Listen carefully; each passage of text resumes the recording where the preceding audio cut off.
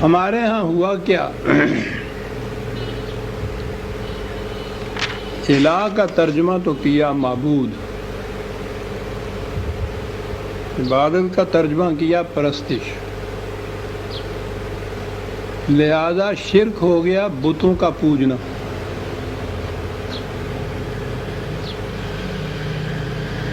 پھر تو ہم میں سے کوئی بھی مشرک نہیں رہتا نا۔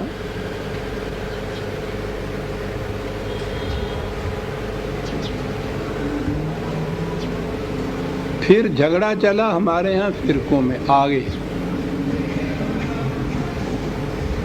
یہ وہابی تھے غیر وہابی،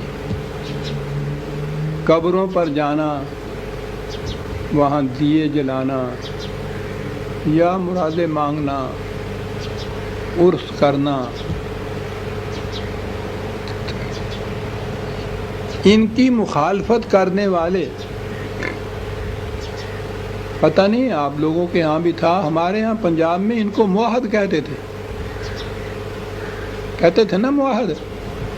یعنی یہ توحید پرست ہیں، اسی طرح سے ماننے والے کہ ایک خنزیر حرام ہے، 20 اور چیزیں بھی ساتھ، لیکن قبروں پہ نہیں جاتے، دیے نہیں جلاتے، گویا خدا کی الوہیت یا الہیت اس کو کہیے، وہ تو ہو گئی پرستش، خدا کے سوا کسی کی پرستش نہیں کرتے، بت نہیں پوجتے، مشرک نہیں ہے۔ توحید یہ ہے کہ قبروں پہ نہیں جاتے۔ اب سارا جھگڑا آپ دیکھیے شروع سے آخر تک ان فرقوں کے اندر، قبروں پہ جانا روا ہے نہیں روا، جائز ہے نہیں جواز، مردے جو ہیں وہ سنتے ہیں ان کی نہیں سنتے،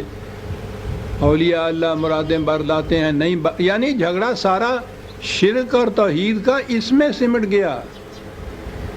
خدا کے حکم کے ساتھ انسانوں کا حکم ملانا یہ تصور میں بھی نہیں ہے کہ یہ شرک ہے،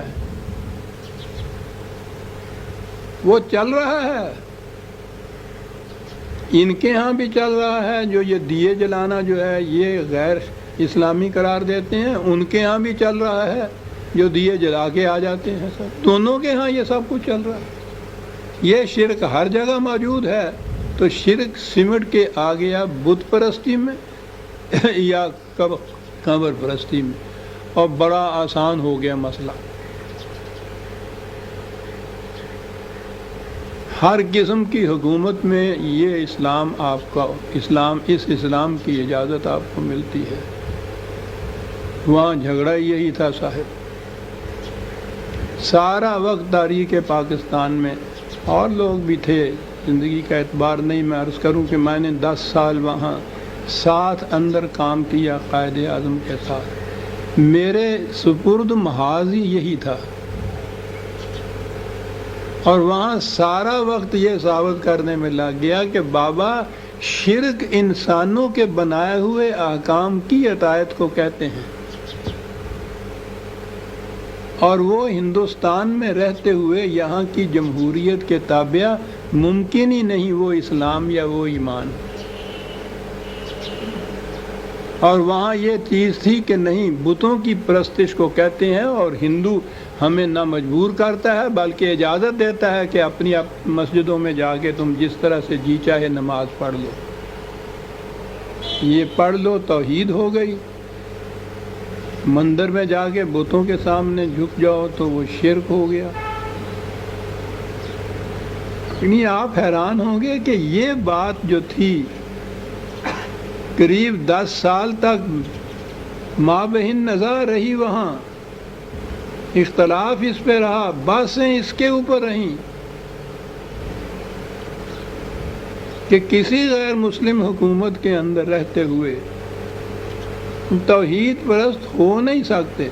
حتیٰ کہ مسلمانوں کی بھی اگر مملکت ہو اور اگر وہاں بھی خدا کا کام نافذ نہیں ہوتا تو وہاں بھی توحید پرست نہیں رہ سکتے۔ یہ تھی ساری بات جو وہاں جھگڑا ہو رہا تھا۔ یہاں آنے کے بعد بھی آپ کے سامنے ہے جو کچھ ہو رہا ہے۔ تو جس قوم کی حالت یہ ہو جائے عزیزان من، بتوں کے آگے جھکنا تو وہ جہالت ہے صرف۔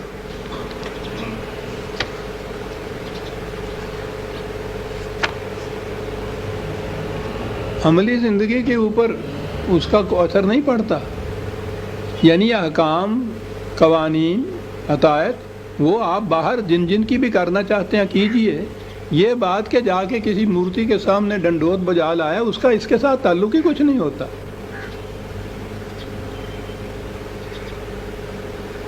لیکن کسی انسان کے احکام کے سامنے جھکنا باعث تذلیل انسانیت ہے، اس لیے یہ جرم عظیم ہے.